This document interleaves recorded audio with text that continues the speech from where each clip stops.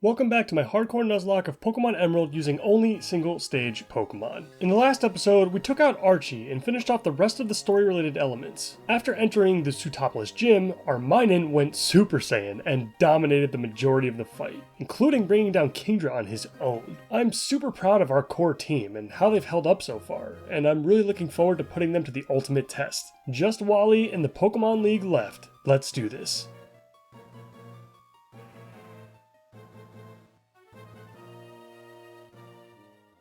We are of course entering the final stretch before the Pokémon League, and what better way to start off by training up some of my team members. I don't have the full team in mind just yet, although I will say I'm pretty confident in 5 of the 6 slots at the moment. We'll have to see what the final results look like after I think about it more during my preparations. After doing some good old-fashioned daycare grinding, I pick up the various items lying around the waterfall related areas. The extra rare candies are certainly nice. Dragon Claw and Iron Tail are, well, I'm not sure yet. As I'm recording this, I don't even know if anyone I have in the box can even use Dragon Claw, so it could end up being useless as it normally is. And just for fun, I take on the few remaining trainers in Meteor Falls. These ones are pretty good actually. It's nice to see a Medicham in Emerald, although it would have been even nicer if you could, actually obtain one in this game, but I digress. With all of that stuff out of the way, let's head on over to Victory Road to take on Wally and pick up our last encounter of the run. Time for team review. This is the team we've brought to trek through Victory Road, and it's honestly quite good. And I didn't even need an HM slave this time. I had a few options as my lead here, but decided to go with Relicanth to take out Wally's Altaria. This should bait out his Roselia and those grass moves, and that's where Kecleon will make his appearance. Since he'll be hit by that incoming grass move, he himself will become a grass type, which will basically render all of Roselia's other moves useless except for Toxic. And I've equipped our boy with the Pecha Berry to deal with that.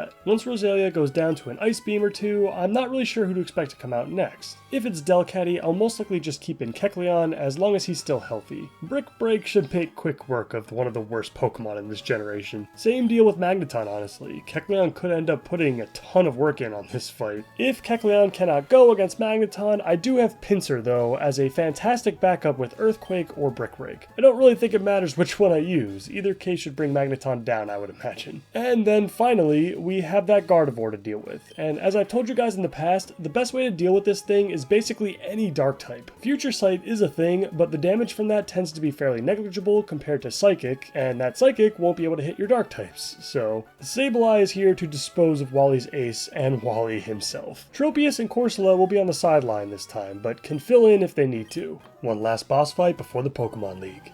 Let's get to it.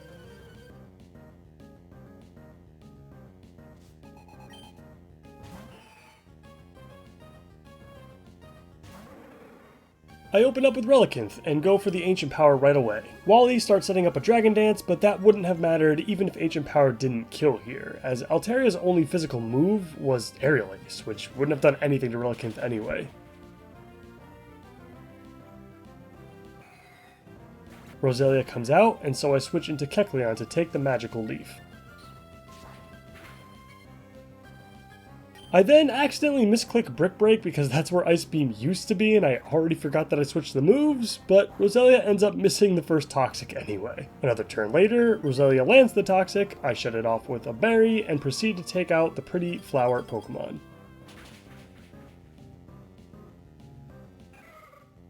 Delcatty comes in next, and so I stay in with Kecleon. Now I can use Brick Breaks. The first one does not kill, and then Wally goes for a Hyper Potion. Luckily, we hit the range on the second attempt, and Delcatty is done. Magneton comes out, and I'm still super healthy and not all that worried with my huge special booty, so I stay in. Magneton misses the Supersonic, and Brick Breaks hit for a lot. After the Hyper Potion, I land another one and bring him down into the red.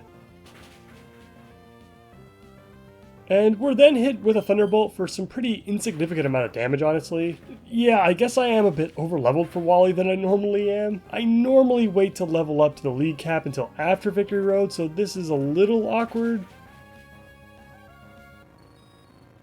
Gardevoir is in now, and I switch into Sableye to dispose of him. Nothing much to say, really. Wally did not stand a chance here. If I can remember in the future, I'll probably just go back to waiting to level up my team to the league cap until after Wally. It's just more interesting that way.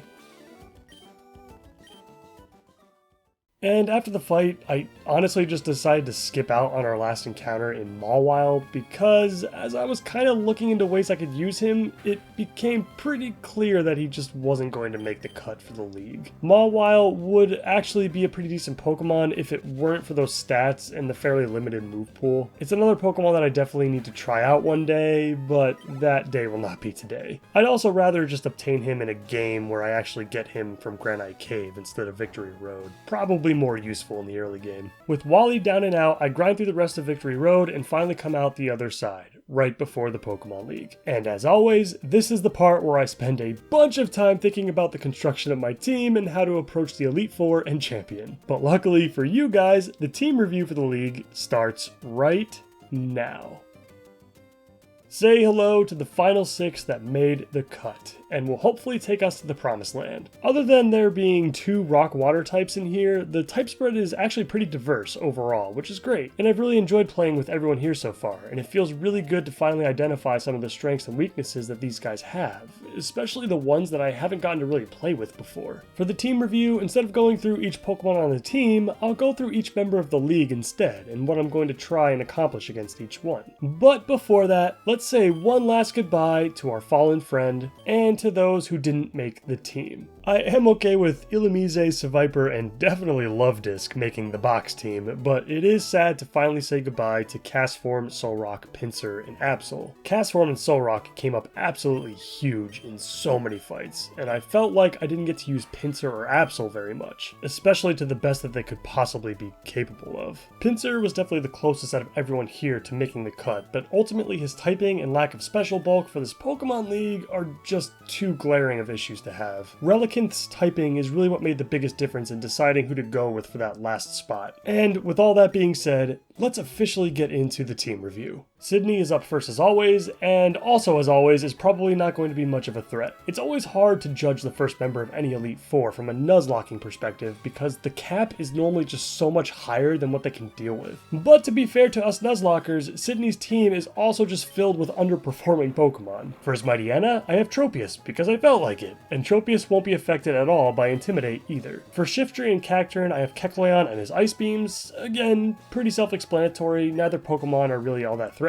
I mean, come on, you gave Shiftry extra sensory and that's it? Minun will shred Crawdon to pieces, just like wands. And finally, Relicanth should be able to handle Absol without too much of an issue. Absol is of course the scariest, but also the weakest defensively at the same time. If for some reason Relicanth can't get it done, then I always have Corsola as well. Or anyone else for that matter, since I'm expecting everyone to be fairly healthy throughout most of the fight. Next up is Phoebe, and Kecleon is going to take the lead on this one against her first Dusclops. Feint Attack should two-shot it, or one-shot it if Dusclops decides to go for Curse. I'll also use Kecleon on her Sableye as well, as that should make great use of Kecleon's color change ability. I'm going to go with our own Sableye on hopefully both Bannettes. Shadow Ball has about a 50-50 shot of taking them down in a single attack, which would be super nice if that could happen. If not, I think he's bulky enough to take a Thunderbolt or two with Bannette's lackluster special attack. And the final Dusclops could end up being a team effort. If Sableye's healthy enough, I'll try throwing up the Toxic, but if not, then maybe I can paralyze him with Minun and stall with Corsola or Relicanth from there. Phoebe in general is always kind of a free-for-all with these types of challenges, unless you have a dark type of course. Moving on to Glacia, and the plan is very simple overall, but I can never discount that Wall Rain, and that will certainly be the biggest issue here. Minun will lead the team into this fight by Thunderbolting the first Celio. Relicanth should be very well equipped overall to deal with the Glalie, and possibly the other Celio as well. He's just not going to be able to stand toe-to-toe with Wall Rain, so using him up as much as possible on Glacia's other threats is the way to go here. Minun can also take out the other Celio if needed though. And for the Wall Rain, honestly I don't really have a great plan for him. Sableye will probably die if I just try to use him, Tropius is obviously a no-go, and Relicanth will be out of commission by that point of the fight as well. So it's probably going to be a combination of Minun, Kecleon, and Corsola that will have to get this done. Kecleon's color change is decent here, and I will have Ancient Power as well on multiple Pokemon, so we'll see how that goes. But now we have Drake, and this is probably going to be the most difficult fight of the whole league right here. In the majority of my runs, I've always had either a bulky or a speedy Ice Beam user that would basically decimate his entire squad. But in this case, I've got a Corsola and a Kecleon who aren't frail by any means, but are definitely slower than almost anything in the entire game, and not as bulky as like a Walrein, for example. I'm going to end up risking some crits on this one, I think, so pray for me. I'm leading with Kecleon to take out Shelgon and hopefully Salamence as well. The really rough part here is that Shelgon is actually going to be faster, so I'll be taking some damage right off the bat. Corsola will obviously be the backup here if Kecleon can't get the job done against Salamence. Tropius will be taking on Flygon one-on-one. It might seem impossible considering that Flygon has Flamethrower, but this Tropius' special defense is utterly nuts. It's just going to be a very PowerPoint intensive fight, but it'll get done. Kingdra and Altaria are just going to have to be handled by whoever is left over at that point. Minun can set up Thunder Wave on Kingdra to help with the Dragon Dances, or I could try setting up Toxic with Sableye, but he might die if I try it. This battle is definitely uncertain and scares the hell out of me. And then finally, we have the champion,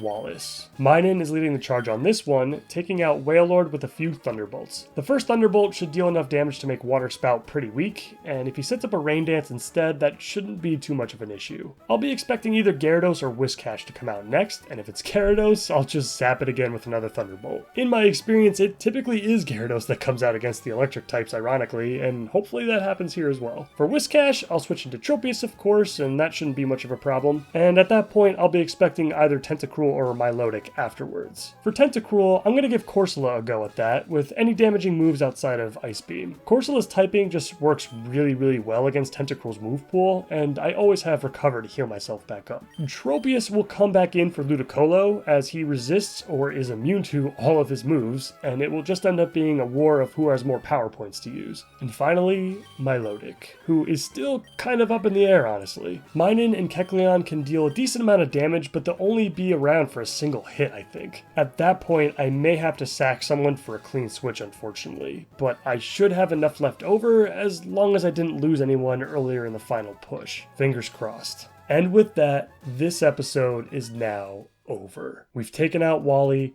trained up, and gone over the Pokemon League. In the next episode, we have the finale. Losing is just simply not an option at this point. I really hope you guys have enjoyed the series and the first season of Grumpy Gengar as well. In the meantime, as usual, please like the video if you liked it, and subscribe for more content like this.